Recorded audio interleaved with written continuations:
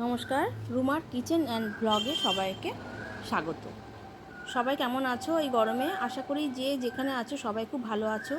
পুরো ভিডিওটা সবাই একটু দেখো মন দিয়ে। যারা এই গরমে রান্নাঘরে ঢুকে রান্না করতে ভীষণ কষ্ট হয়, যাদের, আমাদের তো সবার ভীষণ কষ্ট হয় রান্নাঘরে ঢুকে রান্না করতে, তারা এই ভিডিওটা অবশ্যই দেখো, খুব ভালো লাগবে। সহজ পদ্ধতিতে কত সুন্দর রান্না পরিবারকে পরিবেশন করা যায় সেইটাই আমি দেখিয়েছি।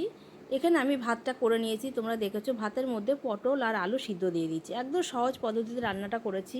খেতে যখন হবে রান্না তো করতেই হবে আমাদের, সেখানে আমি ভাতটা করে নিয়েছি। আর ভেন্ডিটা আগের দিনকে আমি বাজার থেকে কিনে নিয়ে এসেছিলাম, সেটা আমি টুকরো টুকরো করে কেটে নিয়েছি। আর নিয়েছি আলু পেঁয়াজ কুটে। এবার সেটাকে কেটে নিয়ে ভালো করে ধুয়ে নিয়ে কড়াইতে তেল দিয়ে তেল গরম করে আমি আলু পেঁয়াজটা আগে ভেজে নিয়েছি।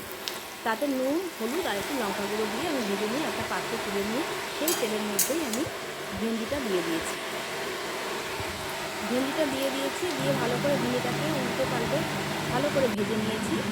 ভাজার পরে একটা মাত্র মশলা দিয়ে এই রান্নাটা এত সুন্দর খাওয়া যায়, এত সুন্দরভাবে লেগেছে খেতে রান্নাটা। তোমরা একবার করে দেখো, খুব ভালো লাগবে। ভেন্ডিটা আমি ভালো করে নাড়াচাড়া করে আমি ভেজে নিয়েছি। ভেজে নিয়ে ভেন্ডিটা ভাজা হয়ে গেলে আমি ওই আলু পেঁয়াজ ভেজে রাখা, যে আলু পেঁয়াজটা যে ভেজে রেখেছিলাম সেটা আমি তার মধ্যে দিয়ে আবার কিছুক্ষণ আমি নাড়াচাড়া করে ভেজে নিয়েছি।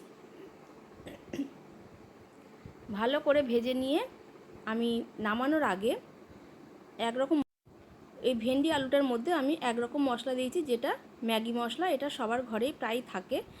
এটা দিয়ে আমি ভালো করে নাড়াচাড়া করে আরেকটু ভেজে নিয়েছি। খানিকটা মশলা আমি এর মধ্যে ছড়িয়ে একটু নেড়েচেড়ে নিয়েছি। এটা নামানোর ঠিক 2 সেকেন্ড আগে দিয়েছি। দিয়ে ভালো করে নাড়াচাড়া করে একটা প্লেটে আমি ভেন্ডি আলু ভাজাটা তুলে নিয়েছি। নিয়ে তারপর আমি দুপুরের খাবারটা পরিবেশন করেছি। এই যে দেখুন, ভেন্ডি ভাজাটা হয়ে গেছে, দেখতেও সুন্দর হয়েছে, খেতেও অসাধারণ হয়েছে। সবাই একটু ট্রাই করতে পারো, এটা কিন্তু সহজ পদ্ধতিতে